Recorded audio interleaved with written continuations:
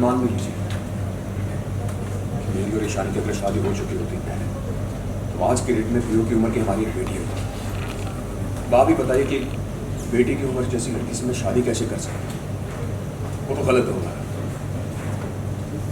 ईशानी और मैं एक दूसरे से बहुत प्यार करते हैं, एडल्ट हैं, और बस उन्होंने फैसला कर लिया कि जैसे ईशानी का डिवोर्स होगा तो शादी कर लेंगे।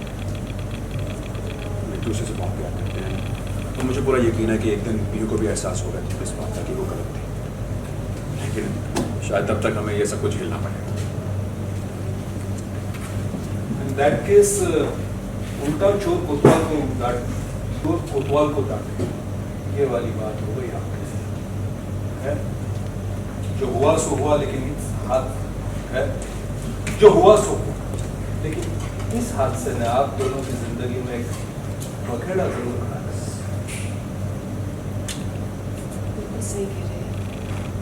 देखिए हम लोग बहुत साधारण लोग हैं, अनुराग तो बहुत ही सज्जन आदमी है, अपने उसूलों का पक्का है, और आपसे यही कहा जिसकी वजह से मेरी ज़िंदगी आज इस मोड़ पर खड़ी है, वही मेरी ज़िंदगी की एक उम्मीद की किरण है। ठीक है, मैं आपके सामने यहाँ पर बैठी ज़रूर हूँ, मेरा दिल पीयू के पास है। मुझे ऐसा लग रहा है कि मैं कब जाके उससे मिलूंगी, कब जाके उससे बात करूंगी।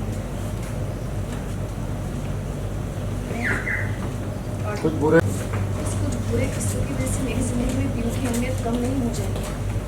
मैं उस घर में इतने दिनों तक थी सिर्फ और सिर्फ पीयू की वजह से। मैं इतनी सारी मुश्किलों को पार कर पाई सिर्फ और सिर्फ पीयू की वजह से।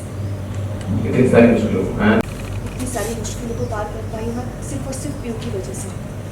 देखिए कुछ दिनों में जैसे पीयू के बाबा के साथ मेरा डिवोर्स हो जाएगा, उसके बाद हम दोनों शादी करेंगे। मैं बस इतना चाहती हूँ कि पीयू बस ठीक हो जाए, वो ठीक रहे, और उसे ये समझ आए कि प्यार जिद से नहीं पाया जा सकता।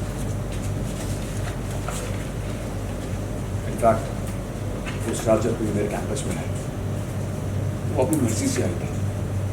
अब इतनी रात को जब वो आई तो मैं उसे घर से बाहर जाने के लिए बोल तो नहीं सकता। हमें अगर मैं बोल भी देता तो कोई भी अनहोनी हो सकती थी उसके साथ, और ऐसा मैं चाहता नहीं था, क्योंकि उसकी जिम्मेदारी भी मुझ पर आ जाती। मैं उसको अपने घर में रहने के लिए कहा, बिकॉज ईशानी उसे बहुत प्यार करती है।